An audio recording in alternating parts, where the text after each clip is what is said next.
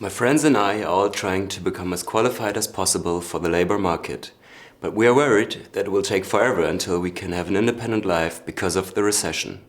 How bad are the prospects for the younger generation in Europe? Aiming for a high qualification is the best strategy that you can do. There is no doubt about that.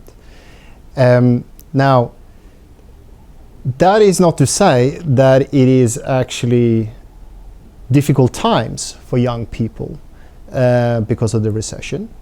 And it is clear that they are finding it, or you are finding it harder to find jobs, and more than that, actually to find stable employment. Now, as that said, it's also important to be aware that there is huge differences across Europe. So, in some sense, the answer to the question depends where you are. And if you are in those countries where the recession has hit very badly, indeed, the situation is difficult. You will struggle to find a job and, as I said, to find stable employment.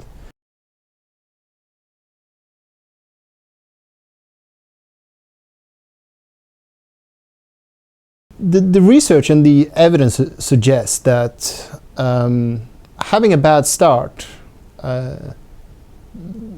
very often have some long-term consequences, and that might be in the way you develop your career. But I'm not so worried about those with high qualification. It is true that they might have let's say, a little bit more of a tricky start, but in today's societies, being highly qualified is really the key aspect that protects you, and which is the building block for your future career. I am more worried about those who don't have a high qualification. They are the ones that find it harder to catch up because they are losing out on the labor market in their early 20s or in their late teenage years. And for them to get on the track will take longer, and they are being hurt more. So again, the overall advice to anyone, despite the prospects looking bleak in some of our European societies, gaining qualification is what you have to go for.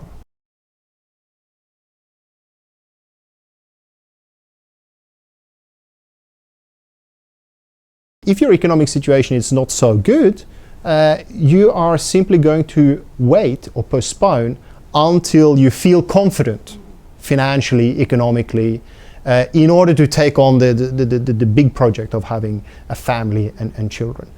So we see quite clear evidence that one thing is the terrible situation of young people being without job and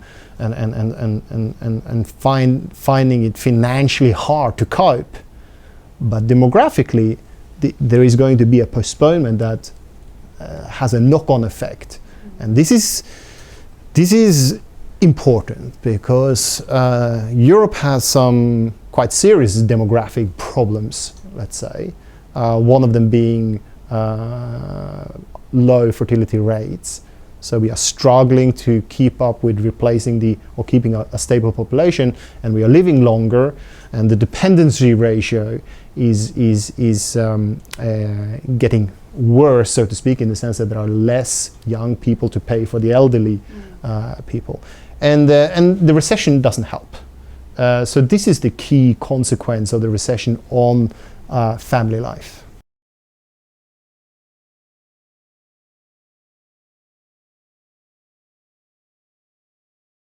For European governments to take that very seriously. One initiative which I think is a good one is what's referred to as the youth guarantee, and that is that the state provides support to give young people a job or training within a certain time after they finished school. So this is important because it helps young people to get on the track. And it might not be the ideal job that you wanted to have, but it puts you on track. And this is important. And this turns out to be working really well in some countries. Then it's being introduced in other countries where there hasn't really been such a tradition for having this kind of mentorship for young people. And it is, despite the fact that it's a very positive move, is not going to be a quick fix. It takes time to implement these schemes. And if anything, if you can put anything positive to the recession, it is at least that governments are being prompted to take it very seriously.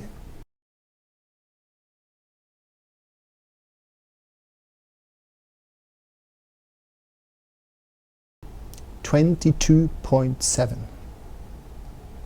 22.7 is the rate of NEETs. A NEET is a person, a young person, aged between 15 to 29, who's not in employment, not in education, not in training. These are young people who are doing nothing. They are idle, no activity whatsoever. And this is very serious because it's not so much about young people having a temporary passage of being out of work. These are young people who really have the very worst of starts in their life. I should point out it's the rate in Italy where I live and where I'm bringing up my family, so it's something that I'm concerned about. In other countries the rate is much, much lower.